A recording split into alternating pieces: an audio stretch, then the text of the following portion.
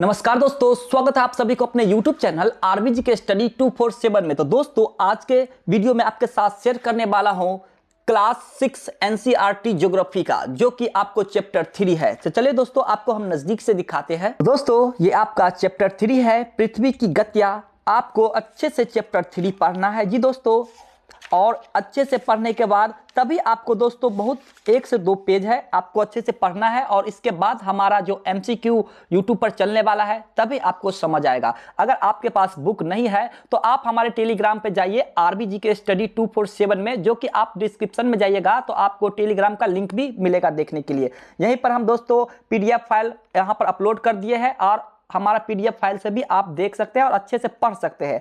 तो दोस्तों, ये चैप्टर 3 चलिए हम आपको एमसीक्यू पर आधारित स्टार्ट करने वाले हैं। तो चलिए वीडियो पर ले चलते हैं। तो चलिए दोस्तों, वीडियो को स्टार्ट करते हैं। ये आपका ज्योग्राफी का एनसीईआरटी क्लास 6 चैप्टर 3 है, पृथ्वी की गतियां, मोशन ऑफ द अर्थ, जिसमें आपको 30+ एमसीक्यू क्वेश्चंस एंड एक्सप्लेनेशन के साथ मिलने वाला है, वो भी बायलैंग्वेज में। अगर आप लोग सब BPSC, TRE 4, TRE 5, CTET all government exam की तैयारी कर रहे हैं, तो एनसीईआरटी से क्वेश्चंस पूछता है ऑल एग्जाम में दोस्तों। तो चलिए दोस्तों, वीडियो को स्टार्ट करते हैं। अगर आप लोग सब सीटेट का फॉर्म नहीं भरे हैं दोस्तों, तो 27 नवंबर से स्टार्टिंग डेट था और आपका लास्ट डेट है 18 दिसंबर। तो जल्द से जल्द आप लोग सब फॉर्म भर दीजिए। लास्ट का समय का इंतजार नहीं करिए दोस्तों, क्या पता सर्वर काफ़ी गड़बड़ हो जाता है लास्ट में। तो आप लोग सब जल्द से जल्द भर दीजिए।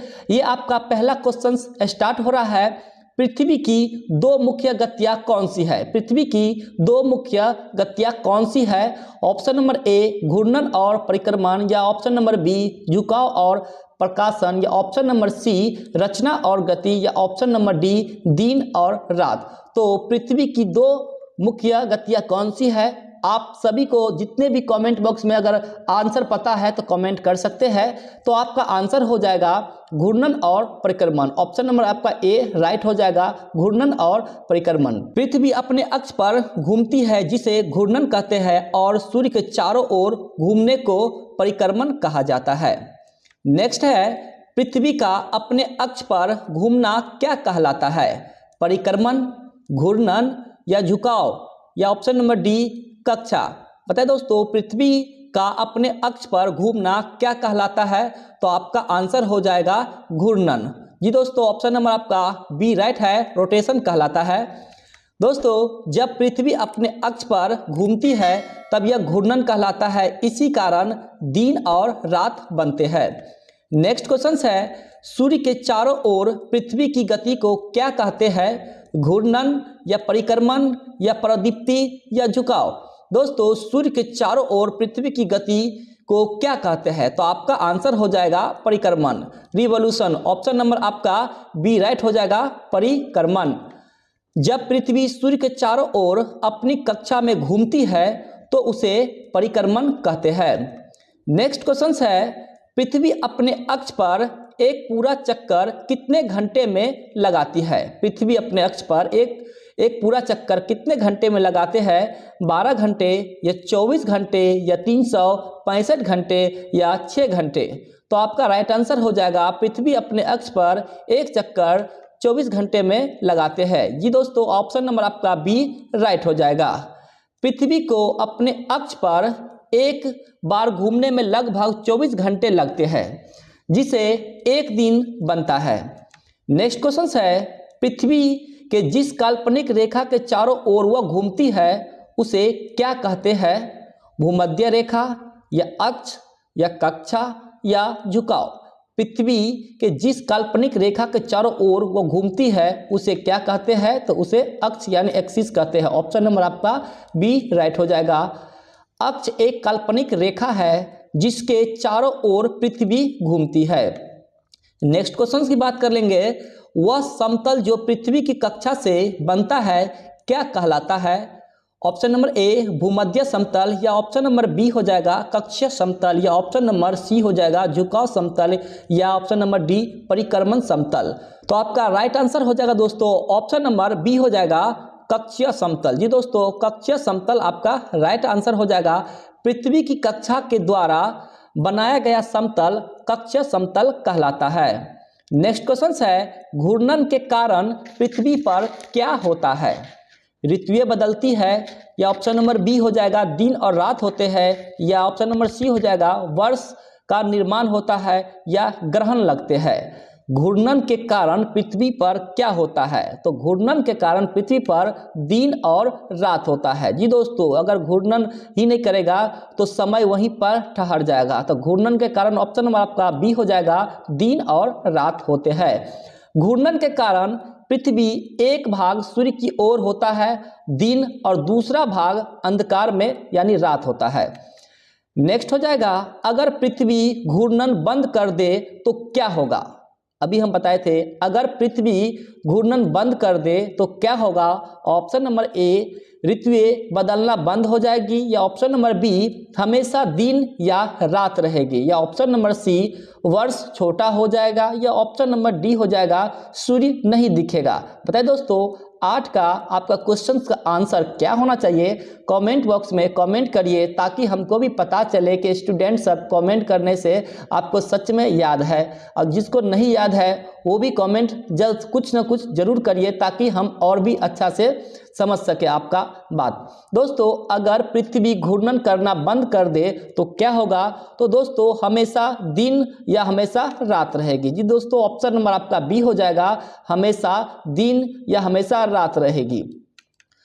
अगर पृथ्वी घूर्णन न करे तो एक भाग पर हमेशा सूर्य की रोशनी रहेगी और दिन, और दूसरे भाग पर हमेशा अंधकार यानी रात। जीवन असंभव हो जाएगा।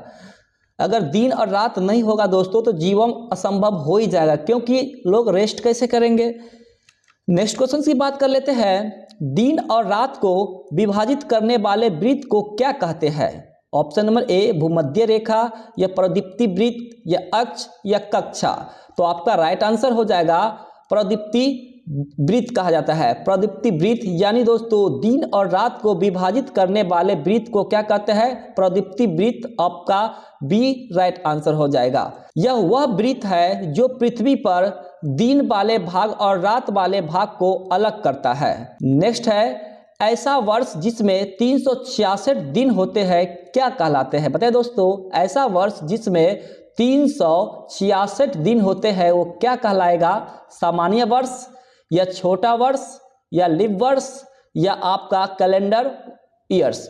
तो आपका क्या कहलाएगा? तो ऐसा जो 366 दिन होता है, सभी लोग 10 का कमेंट तो जरूर करिएगा दोस्तों, सभी को ये क्वेश्चंस का आंसर जरूर पता होगा।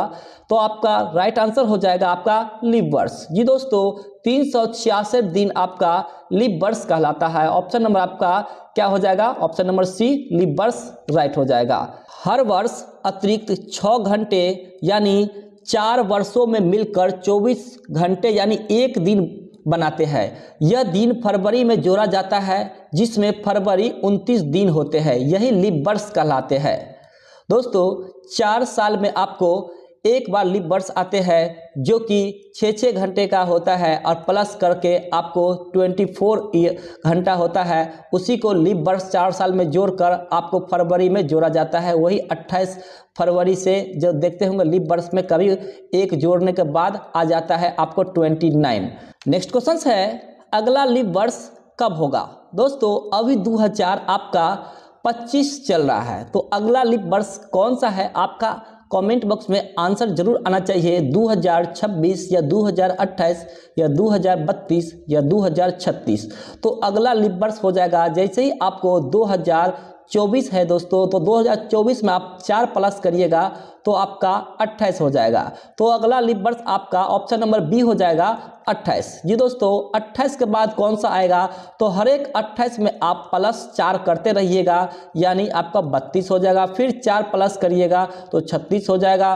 तो ऐसे ही आपको 4 वर्ष पर आपको एक लीप वर्ष होता है। लीप वर्ष हर 4 साल में आता है। 2024 के बाद अगला लीप वर्ष 2028 होगा। नेक्स्ट क्वेश्चन है, पृथ्वी सूर्य के चारों ओर किस प्रकार के पथ पर घूमती है? वृत्ताकार पथ पर, या दीर्घ वृत्ताकार पथ पर, या सीधा, या अनियमित? तो आपका राइट आंसर हो जाएगा दीर्घ वृत्ताकार। ऑप्शन नंबर आपका बी राइट हो जाएगा। पृथ्वी सूर्य के चारों ओर एक दीर्घ वृत्ताकार यानी अंडाकार कक्षा में घूमती है, न कि पूर्ण गोल पथ पर। नेक्स्ट क्वेश्चन है, पृथ्वी की झुकाव की दिशा पूरे वर्ष कैसी रहती है? बदलती रहती है या एक ही दिशा में रहती है? ऑप्शन नंबर सी उल्टी होती रहती है या ऑप्शन नंबर डी कभी नहीं झुकती है? तो आपका राइट आंसर हो जाएगा दोस्तों एक ही दिशा में रहती है। ऑप्शन नंबर आपका बी हो जाएगा। पृथ्वी का झुकाव दिशा पूरे वर्ष में कैसी रहती है? तो एक ही दिशा में रहती है। पृथ्वी अपने परिक्रमण के दौरान हमेशा एक ही दिशा में झुकी रहती है, इसी कारण ऋतुओं में परिवर्तन होता है। नेक्स्ट क्वेश्चन की बात करेंगे। 21 जून को सूर्य की किरणें कहाँ सीधी पड़ती है? भूमध्य रेखा पर या कर्क रेखा पर, मकर रेखा पर या दक्षिणी ध्रुव पर? तो 21 जून को सूर्य की किरणें कहाँ सीधी पड़ती है? तो आपका आंसर हो जाएगा कर्क रेखा पर 21 जून को सूर्य की किरणें सीधी पड़ती है। ऑप्शन नंबर आपका बी बिल्कुल राइट हो जाएगा। 21 जून को सूर्य की किरणें कर्क रेखा पर सीधी पड़ती है, जिससे उत्तरी गोलार्ध में ग्रीष्म ऋतु होती है। नेक्स्ट क्वेश्चन है 22 दिसंबर को सूर्य की किरणें कहाँ सीधी पड़ती है? भूमध्य रेखा पर, कर्क रेखा पर या मकर रेखा पर या उत्तरी ध्रुव पर? दोस्तों सभी इंपॉर्टेंट क्वेश्चंस है, जो भी एग्जाम में क्वेश्चंस आए वही आपको इंपॉर्टेंट है, वो तो आप मानते हैं, लेकिन जो अभी हम आपको करा रहे हैं दोस्तों वो एनसीईआरटी बुक से काफ़ी मेहनत, काफ़ी हार्ड वर्क करने के बाद ये क्वेश्चंस बनाया गया है। तो आपके लिए जो भी हम आपको एनसीईआरटी से पढ़ा रहे हैं वो A to Z दोस्तों आपका VVI मानिएगा, क्योंकि सभी इंपॉर्टेंट क्वेश्चंस हम आपको करा रहे हैं। 22 दिसंबर को सूर्य की किरणें कहाँ सीधी पड़ती है? तो आपका राइट आंसर हो जाएगा मकर रेखा पर 22 दिसंबर को सूर्य की किरणें सीधी पड़ती है। ऑप्शन नंबर आपका सी राइट है।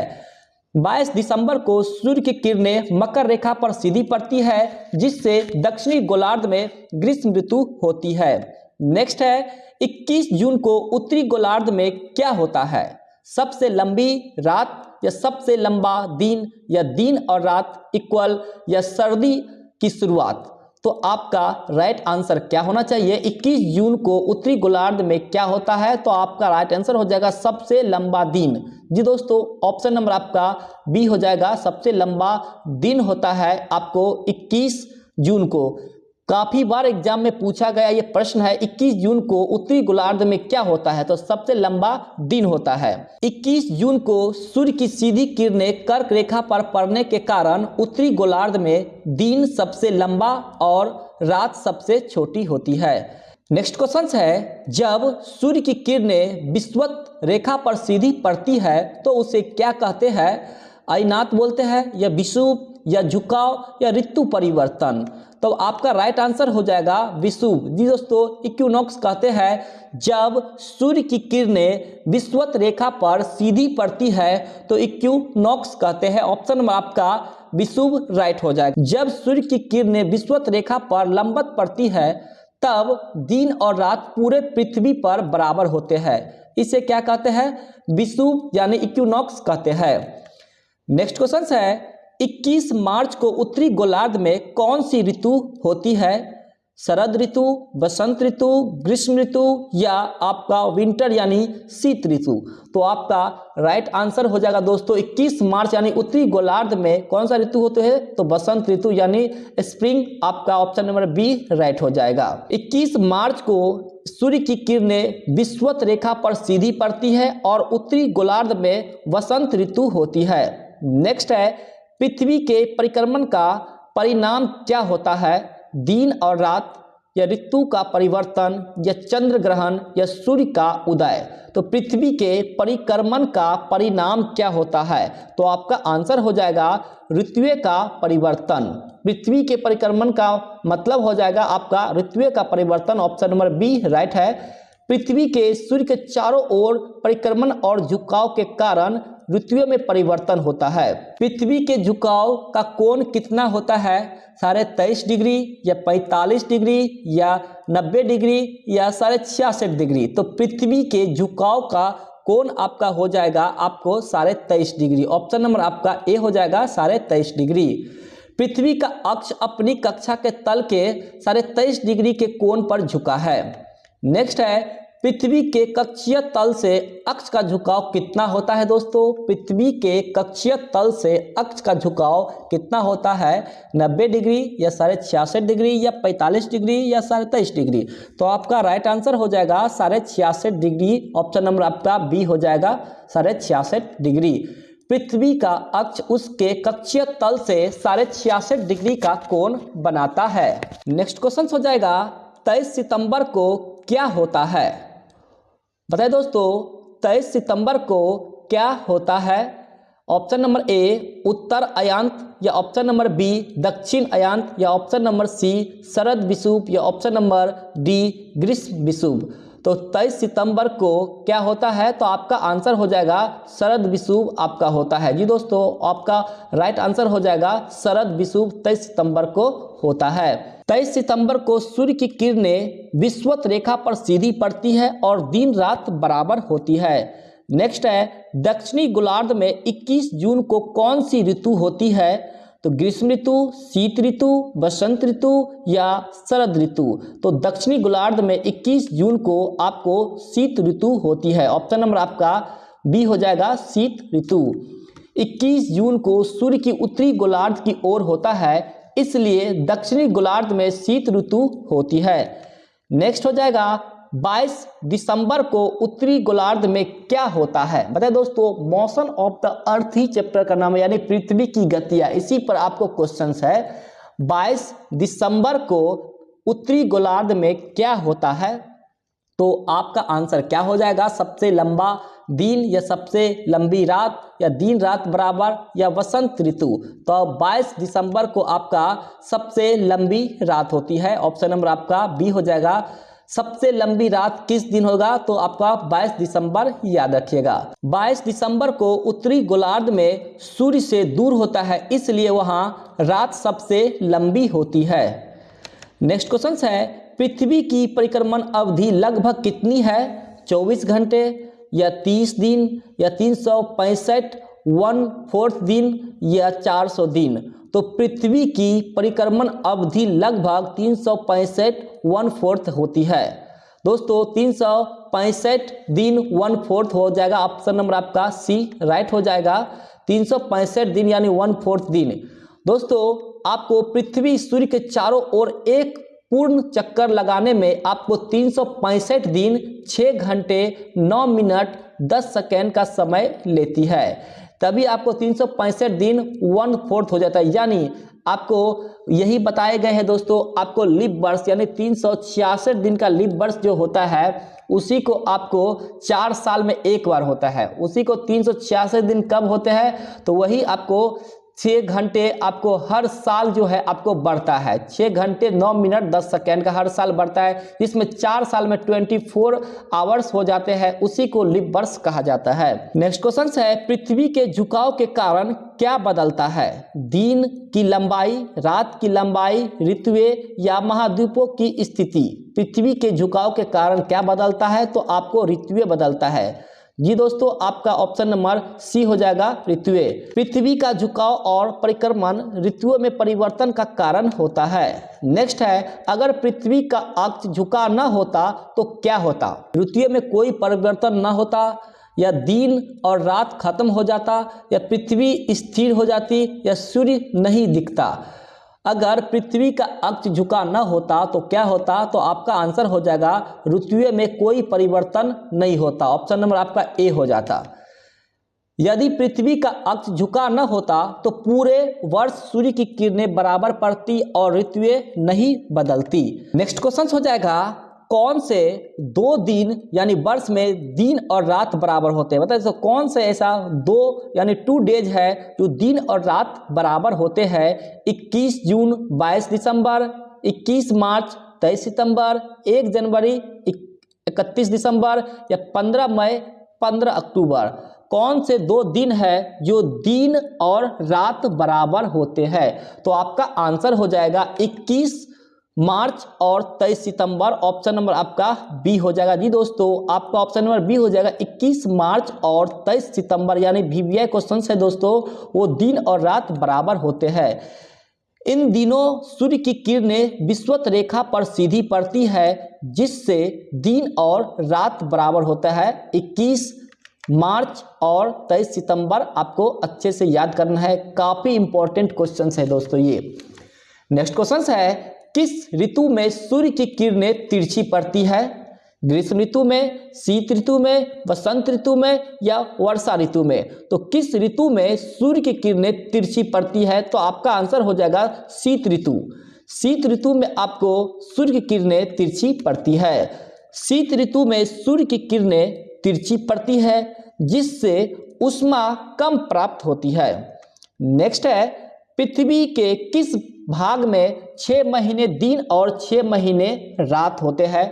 विषुवत रेखा पर, ध्रुवीय क्षेत्र में या कर्क रेखा पर या मकर रेखा पर? पृथ्वी के किस भाग में 6 महीने दिन और 6 महीने रात होते हैं? तो आपका आंसर हो जाएगा ध्रुवीय क्षेत्र। आपका ऑप्शन नंबर बी हो जाएगा, ध्रुवीय क्षेत्र में 6 महीने दिन और 6 महीने रात होती है। ध्रुवीय क्षेत्रों में पृथ्वी के झुकाव के कारण 6 महीने लगातार दिन और 6 महीने लगातार रात रहती है। नेक्स्ट हो जाएगा, पृथ्वी की गति का कौन सा प्रकार दैनिक परिवर्तन लाता है? परिक्रमण, घूर्णन या झुकाव या अक्षीय गति? तो आपका आंसर हो जाएगा घूर्णन। जी दोस्तों, ऑप्शन नंबर आपका बी हो जाएगा, रोटेशन।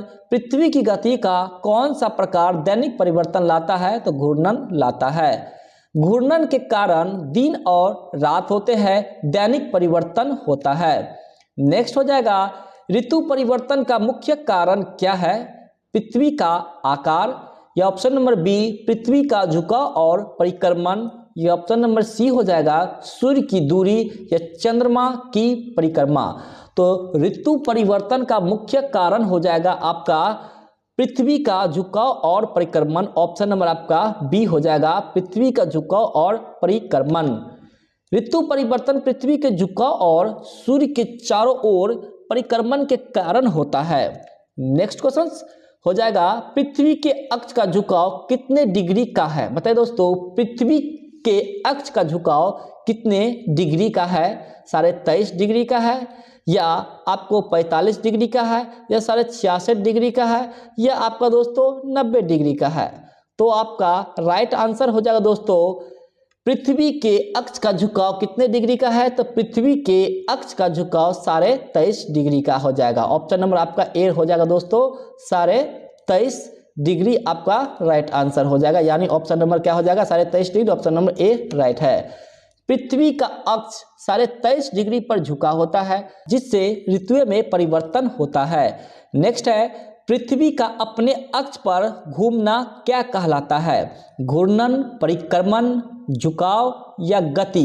तो पृथ्वी का अपने अक्ष पर घूमना कहलाता है घूर्णन। जी दोस्तों, रोटेशन। पृथ्वी के अपने अक्ष पर जो घूमते हैं उसे क्या कहते हैं? उसे हम रोटेशन कहते हैं, यानी घूर्णन कहते हैं।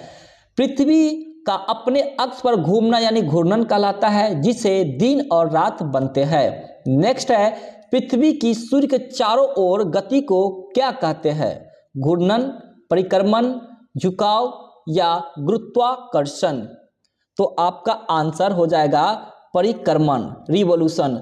जी दोस्तों, ऑप्शन नंबर आपका बी हो जाएगा, पृथ्वी की सूर्य के चारों ओर गति जो करते हैं उससे क्या कहते हैं? परिक्रमण करते हैं। सूर्य के चारों ओर पृथ्वी की गति परिक्रमण कहलाती है, जिसे ऋतुओं में परिवर्तन होता है।